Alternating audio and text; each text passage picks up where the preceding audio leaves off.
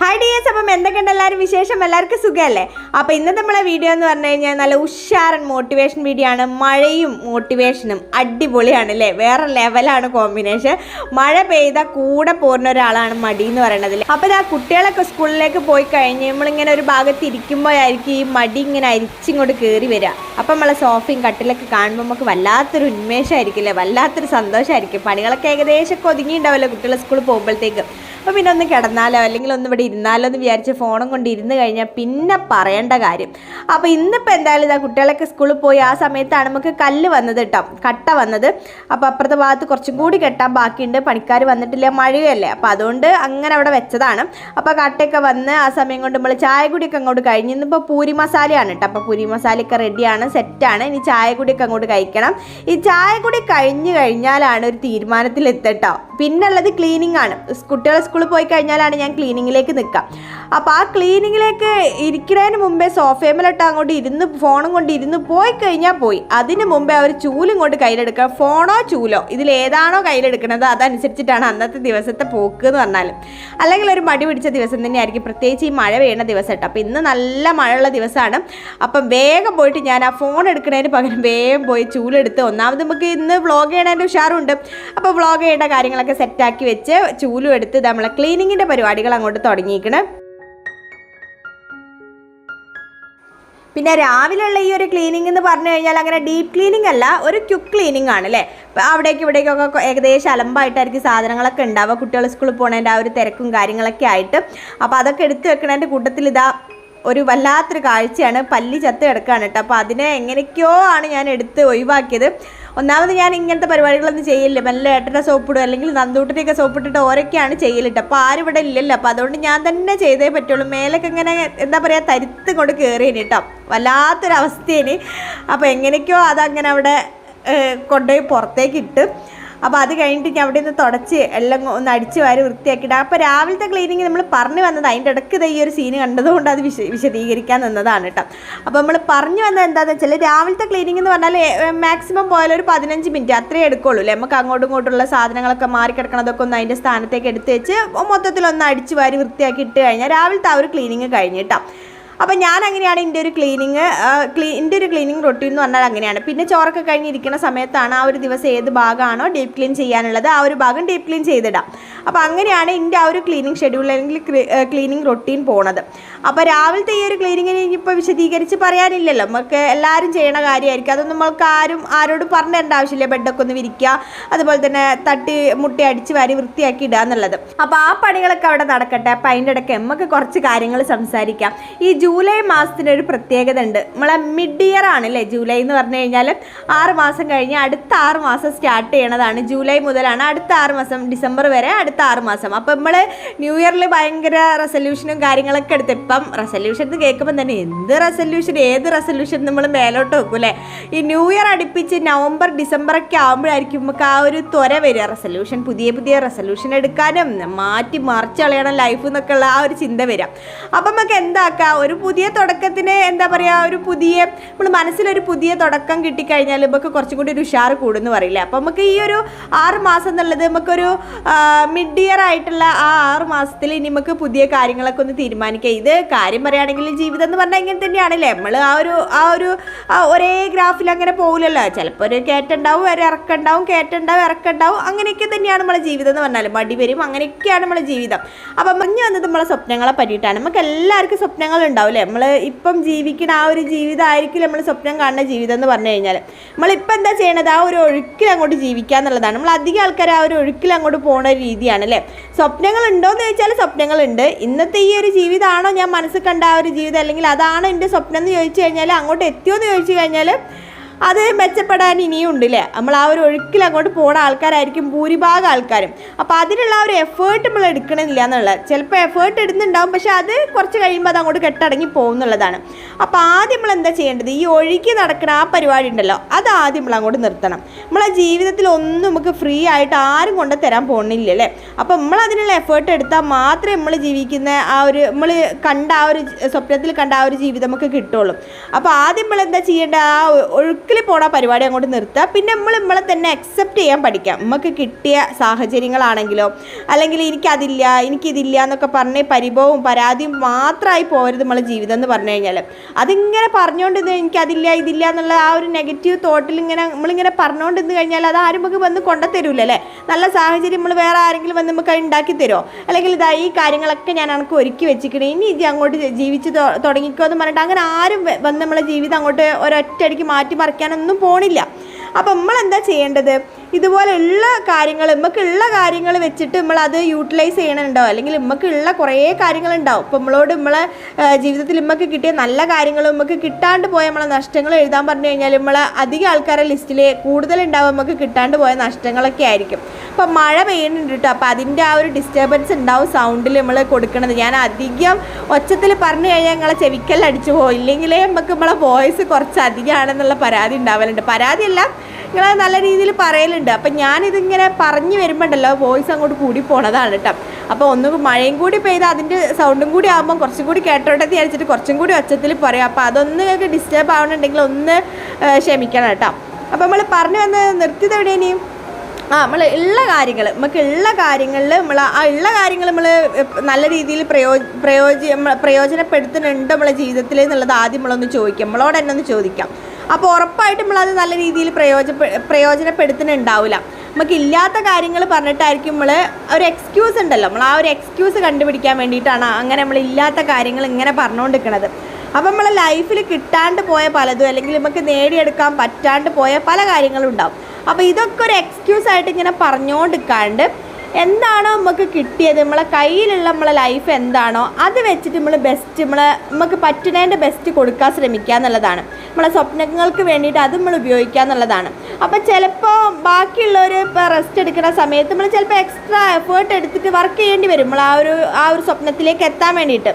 അപ്പോൾ നമ്മളത് നേരെ ഒന്ന് തിരിച്ച് ചിന്തിച്ച് നോക്കാം. ലൈഫിൽ എപ്പോഴെങ്കിലും നമ്മൾ പറഞ്ഞിട്ടുണ്ടാവില്ലേ, ഒരു നല്ല കുറച്ച് പൈസ അത്യാവശ്യത്തിലേറെ പൈസ ഉള്ള ഒരാളെ കാണുമ്പോൾ നമ്മൾ പറഞ്ഞിട്ടുണ്ടാവും ഓരോ ഭാഗ്യം, ഓരോരു നിയോഗം, ഇങ്ങനെയൊക്കെയാണ് ജീവിക്കേണ്ടത്, ഓർക്കുള്ള ഒരു ഭാഗ്യം പോലെ കിട്ടണം, നമുക്ക് അടുത്ത ജന്മെങ്കിൽ അതുപോലെ ഒന്ന് കിട്ടണം, അത്രയും പൈസയും കൈകാര്യം ചെയ്യാനൊക്കെ ഉള്ള എല്ലാം കൊണ്ട് ഹാപ്പി ആയിട്ടുള്ള ജീവിതമാണ് അവർക്ക് നമ്മൾ മനസ്സുകൊണ്ടെങ്കിലും ഒന്ന് പറഞ്ഞിട്ടുണ്ടാവില്ലേ. പക്ഷേ നമ്മൾ ഒരു കാര്യം ഓർമ്മിക്കണം, നമ്മൾ ഈ പറയണുണ്ടല്ലോ, നമ്മൾ വെറുതെ ഇങ്ങനെ എന്താ പറയുക അങ്ങോട്ടും ഇങ്ങോട്ടും തിരിഞ്ഞളിച്ച് പോയി കഞ്ചാവ് അടിച്ച് നടക്കണ പോലെ തൂക്കലും പിടിച്ച് നടക്കണ സമയത്ത് ഈ പറയണ നമ്മൾ ഭാഗ്യം എന്ന് പറഞ്ഞ അല്ലെങ്കിൽ ഭാഗ്യം എന്നുള്ള ആ ഒരു രണ്ടക്ഷരം കൊണ്ട് നമ്മൾ ആ ഒരു എഫേർട്ടിനെ ഇങ്ങനെ പറഞ്ഞ് തള്ളണേന് ആ സമയത്ത് ഒരു മടി പിടിച്ചിരിക്കാണ്ട് എക്സ്ട്രാ വർക്ക് എക്സ്ട്രാ എഫേർട്ട് എടുത്ത് രാവും പകലും ഇല്ലാണ്ട് പഠിച്ച് ഉദ്യോഗം നേടി വാങ്ങിയ സമ്പത്തും കാര്യങ്ങളൊക്കെ ആയിരിക്കും നമ്മൾ ആ ഒരു ഭാഗ്യം അല്ലെങ്കിൽ ഓരോരു നിയോഗം എന്നൊക്കെ പറഞ്ഞ് തള്ളണതില്ലേ. അപ്പോൾ ഓരോ എഫേർട്ടിനെ കാണാണ്ട് നമ്മൾ ആ ഒരു ഭാഗ്യം എന്നുള്ള വാക്കിൽ ആ ഒരു ഇത് ഒതുക്കുകയാണ് നമ്മൾ. അതിന് പകരം ഓർക്ക് പറ്റിയെങ്കിൽ എനിക്കും അത് പറ്റൂലേ എന്നുള്ളത് ചിന്തിച്ചിട്ട് നമ്മളെ ടൈമിന് അല്ലെങ്കിൽ നമ്മളെ സ്വപ്നങ്ങൾക്ക് വേണ്ടിയിട്ട് നമ്മൾ ആ കാര്യങ്ങൾ ചെയ്യാൻ വേണ്ടി ശ്രദ്ധിക്കുക. ഇപ്പോൾ നമ്മളോട് തന്നെ ഇപ്പോൾ എൻ്റെ കമൻറ്റ് ബോക്സിൽ തന്നെ കുറേ ഇതുപോലത്തെ കമൻറ്റ്സ് വരലുണ്ട് കേട്ടോ. കുറേ എന്ന് പറഞ്ഞാൽ 3-4 കമൻറ്റ്സ് ഇങ്ങനെ വരലുണ്ട് ഇടയ്ക്കിടയ്ക്ക്. അബി കുറേ ആയില്ലേ വീഡിയോസൊക്കെ ചെയ്യണത്, പക്ഷേ നല്ല വീഡിയോസാണ് അബീൻ്റെ വീഡിയോസ് എന്നുണ്ടെങ്കിലും സബ്സ്ക്രൈബേഴ്സ് കൂടുന്നില്ലല്ലോ, അല്ലെങ്കിൽ അബി ഡിസേർവ് ആയിട്ടുള്ള അത്ര ആൾക്കാർ വരുന്നില്ലല്ലോ എന്നൊക്കെ പറഞ്ഞിട്ടുള്ള കമൻറ്റ്സ് കാണലുണ്ട്. പക്ഷേ എനിക്കത് ഒരു ഇതായിട്ട് തോന്നിയിട്ടില്ല. സംഗതി എന്താ വെച്ചാൽ ഞാൻ അത്ര എഫേർട്ട് ഇടണുള്ളൂ എന്ന് എനിക്കറിയാം. അപ്പോൾ ഞാൻ ഈ എന്താ പറയുക ചില ആൾക്കാരൊക്കെ ഉണ്ടാവും കണ്ടൻറ്റ് ക്രിയേറ്റ് ചെയ്തിട്ട് രാവും പകലും ഇല്ലാണ്ട് അത് എന്താ പറയുക എഡിറ്റ് ചെയ്യാൻ ഇരുന്നിട്ടും അതിനുള്ള സമയം കണ്ടെത്തിയിട്ടൊക്കെ അങ്ങനെ വീഡിയോസ് ഇടുന്ന ആൾക്കാരുണ്ട്. സ്ഥിരമായിട്ട് കൺസിസ്റ്റൻ്റ് ആയിട്ട് ആ ഒരു സമയത്ത് ഉറപ്പായിട്ട് ഓരോ വീഡിയോ വന്നിരിക്കും. ആ ഒരു രീതിയിൽ അത്രയും കൺസിസ്റ്റൻസി കീപ്പ് ചെയ്ത് പോണ ചാനലുണ്ട്. അപ്പോൾ അങ്ങനെയുള്ള ചാനലിനെ വെച്ച് നോക്കുമ്പോൾ ഞാൻ അത്രയും എഫേർട്ട് ഇടുന്നില്ല. അപ്പോൾ അതുകൊണ്ട് എനിക്ക് ആ ഒരു കാര്യത്തിൽ എന്താ പറയുക എനിക്ക് കിട്ടുന്നില്ലല്ലോ, അല്ലെങ്കിൽ എനിക്ക് ആ സബ്സ്ക്രൈബേഴ്സ് കൗണ്ട് പെട്ടെന്ന് മാറണില്ലല്ലോ, അങ്ങനത്തെ ഒരു ഇതേ എനിക്കില്ല കേട്ടോ. സത്യം പറയുകയാണെങ്കിൽ നമുക്ക് ഇതുപോലെ ഇങ്ങനെ ചോദിച്ച് പോവാം. പിന്നെ നമുക്കുള്ള സബ്സ്ക്രൈബേഴ്സ് എന്ന് പറയുന്നത് അത്രയ്ക്ക് ഇഷ്ടപ്പെട്ട് വരുന്ന സബ്സ്ക്രൈബേഴ്സാണ് എന്നുള്ളൊരു സന്തോഷം കൂടി ഉണ്ട്. അപ്പോൾ അങ്ങനെ നമുക്ക് നമ്മളിടുന്ന എഫേർട്ട് കുറച്ചുകൂടി ഇടേണ്ടി വരും ചിലപ്പോൾ നമ്മൾ വിചാരിച്ച ലെവലിലേക്ക് എത്തണം എന്നുണ്ടെങ്കിൽ. അപ്പോൾ ആ ഒരു എഫേർട്ട് ഇടാൻ നമ്മൾ തയ്യാറാവുക. പിന്നെ വേറെ ആരും വന്ന് നമ്മളെ സ്വപ്നങ്ങൾ എൻ്റെ സ്വപ്നം ഞാൻ ഉണ്ടാക്കി തരാം, അല്ലെങ്കിൽ ഞാൻ ഈ സ്വപ്നം കണ്ട പോലെ ഞാൻ ആ ഒരു രീതിയിൽ എന്നെ കൊണ്ട് എത്തിക്കാമെന്നൊന്നും പറഞ്ഞാൽ ആരും വരില്ല. അപ്പോൾ അങ്ങനെ വേറൊരാൾ നമ്മളെ സ്വപ്നങ്ങൾ അറിയിക്കേണ്ട ആവശ്യമില്ല ശരിക്കും പറഞ്ഞാൽ. ഇപ്പം നമ്മളെ സ്വപ്നങ്ങൾ എന്ന് പറഞ്ഞാൽ അത് നമ്മൾ നേടിയെടുക്കേണ്ട ഒരു സംഗതിയാണ് അല്ലേ. അതിൻ്റെ ആ ഒരു വാല്യൂ എന്ന് പറഞ്ഞാൽ നമ്മൾ അത്രയും അടുത്തപ്പോൾ നമ്മൾ ഹസ്ബൻഡിനോടായാലും നമ്മൾ അച്ഛനോടും അമ്മനോടും ആരോട് പറഞ്ഞാലും ആ ഒരു വാല്യൂ അവർക്ക് അത്രത്തോളം അവർക്ക് കിട്ടിക്കൊള്ളുന്നില്ല. നമ്മൾ പറയണതേ അവർക്ക് മനസ്സിലാവുള്ളൂ. നമുക്ക് അത് ആ ഒരു സ്വപ്നം നമുക്ക് എത്ര വലുതാണെന്നുള്ളതിൻ്റെ വാല്യൂ അവർക്ക് കിട്ടിക്കൊള്ളണമെന്നില്ല.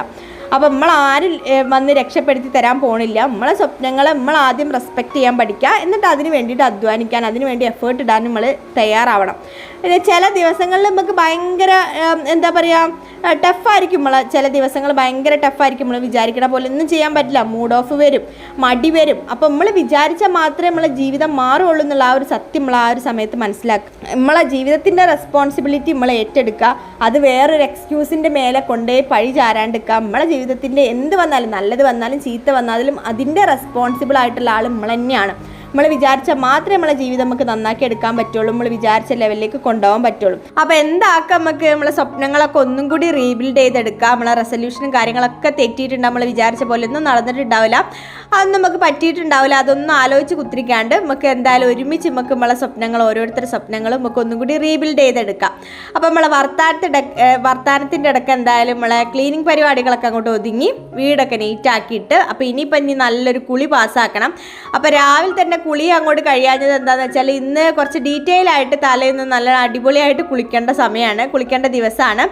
കാര്യം വേറൊന്നല്ല, ഇപ്പം നല്ല രീതിയിൽ ഹെയർ ഫോൾ ഉണ്ട്. ഒന്നാമത് ഈ മഴക്കാലം കൂടി ആകുമ്പം, മഴക്കാലത്താണ് ഹെയർ ഫോൾ കൂടുക എന്ന് പറയും. അപ്പോൾ മഴക്കാലത്ത് നമ്മൾ നല്ല രീതിയിൽ മുടി കെയർ ചെയ്തിട്ടില്ലെങ്കിൽ എല്ലാം കൊഴിഞ്ഞ് മുട്ടച്ചിയാവാൻ ഒരു പാടും ഉണ്ടാവില്ല. പ്രത്യേകിച്ച് ആ PCOD എന്നുള്ള ആളും കൂടി ഉണ്ടെങ്കിൽ പിന്നെ പറയും വേണ്ട, മുടീൻ്റെ കാര്യം പൂർത്തിയായി. അപ്പോൾ എനിക്കിപ്പോൾ നല്ല മുടി കൊഴിച്ചിലാണ്. അപ്പോൾ ഈ അടുത്ത് ഞാനിപ്പം നമ്മളെ നമുക്ക് മാമാർത്ത് ബ്രാൻഡ് നമ്മളായിട്ട് പാർട്ട്ണർഷിപ്പ് കൊളാബറേഷൻ ചെയ്യുന്ന ബ്രാൻഡാണ് കേട്ടോ. അപ്പോൾ ബ്രാൻഡിൻ്റെ വക നമുക്കൊരു ഷാമ്പൂ കണ്ടീഷണറും കിട്ടീനി. അപ്പോൾ അത് യൂസ് ചെയ്തതിന് ശേഷം ഇപ്പം മുടി കൊഴിച്ചിൽ ഒരുപാട് മാറ്റമുണ്ട് കേട്ടോ. ഒരു 90% മുടി കൊഴിച്ചിൽ മാറി എന്ന് പറയാം. അപ്പോൾ ആ ഒരു പ്രൊഡക്റ്റ് ഞാൻ നിങ്ങളായിട്ടൊന്ന് പരിചയപ്പെടുത്താം. അപ്പോൾ ഇതാണ് കേട്ടോ പ്രൊഡക്റ്റ്. മാമാർത്തിൻ്റെ ഒനിയൻ റേഞ്ചിൽ വരുന്ന ഷാമ്പൂവും കണ്ടീഷണറുമാണ്.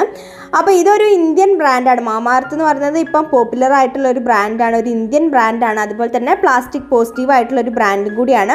പിന്നെ നമുക്കത് സ്ഥിരമായിട്ട് യൂസ് ചെയ്യുമ്പം ഒരു ടെൻഷനും ഇല്ലാണ്ട് യൂസ് ചെയ്യാൻ പറ്റും. കാരണം പാരബൻ, സിലിക്കൺ ഫ്രീ ആയിട്ടുള്ള മെയ്ഡ് സേഫ് സർട്ടിഫൈഡ് ആയിട്ടുള്ള പ്രൊഡക്റ്റാണ് മാമാർത്തിൻ്റെ പ്രൊഡക്റ്റ് എന്ന് പറയുന്നത്. പിന്നെ ഇതിലെ കീ ഇൻഗ്രീഡിയൻ്റ് എന്ന് പറയുന്നത് ഒനിയൻ ആണ്. അപ്പം നമുക്ക് എല്ലാവർക്കും അറിയില്ലേ ഒനിയൻ ഉള്ളി മുടിക്ക് എത്രത്തോളം എഫക്റ്റീവ് ആയിട്ടുള്ള സാധനമാണെന്ന്. പക്ഷേ നമുക്ക് എപ്പോഴും ഒരു മടി എന്ന് പറഞ്ഞു കഴിഞ്ഞാൽ ഈ ഉള്ളി ഉപയോഗിക്കുമ്പോൾ ആ ഒരു സ്മെല്ലും, അതുപോലെ തന്നെ നമുക്ക് പുറത്തേക്കൊക്കെ പോകുന്ന ആൾക്കാരാണെങ്കിൽ, വർക്കിംഗ് വുമൻസ് ഒക്കെ ആണെന്നുണ്ടെങ്കിൽ ആ ഒരു സ്മെല്ലുകൊണ്ട് നമുക്ക് പുറത്ത് പോകാൻ പറ്റില്ല. വീട്ടിലിരിക്കുന്നവരാണെങ്കിൽ വലിയ പ്രശ്നമില്ല. അപ്പോൾ പുറത്തേക്കൊക്കെ പോകണമെന്നുണ്ടെങ്കിൽ അത് ഭയങ്കര അൺസൈക്കബിൾ ആയിരിക്കും ഈ ഉള്ളി തലയിൽ തേച്ച് കഴിഞ്ഞാലുള്ള അതിൻ്റെ ഒരു സ്മെല്ല് എന്ന് പറഞ്ഞാലല്ലേ. അപ്പോൾ അതിനൊക്കെ ഉള്ളൊരു പോംവഴിയാണ് ഈ ഒനിയൻ റേഞ്ചിലുള്ള മാമാർത്തിൻ്റെ ഷാമ്പൂ കണ്ടീഷണറും യൂസ് ചെയ്ത് കഴിഞ്ഞാൽ ആ ഒരു ഉള്ളീൻ്റെ എഫക്റ്റും നമ്മളെ മുടിക്ക് കിട്ടും. അതുപോലെ തന്നെ നമ്മളെ മുടി ആ റൂട്ടിൽ തന്നെ സ്ട്രെങ്തൻ ചെയ്യിപ്പിച്ചിട്ട് മുടിക്ക് നല്ല സ്ട്രെങ്ത്ത് വരും. റൂട്ടിൽ തന്നെ ആ ഒരു സ്ട്രെങ്തൻ കൊടുക്കുന്നതിനെ കൊണ്ട് മുടിക്ക് നല്ല സ്ട്രെങ്ത്ത് ഉള്ള മുടിയായിട്ട് വരും. മുടി കൊഴിച്ചിൽ 90% മുടി കൊഴിച്ചിലും മാറി കിട്ടും എന്നുള്ളതാണ് കേട്ടോ ഈ ഒരു ഷാമ്പൂ കണ്ടീഷണറും ഉപയോഗിക്കുന്നതിനെ കൊണ്ടുള്ളൊരു പ്രത്യേകത എന്ന് പറഞ്ഞു കഴിഞ്ഞാൽ.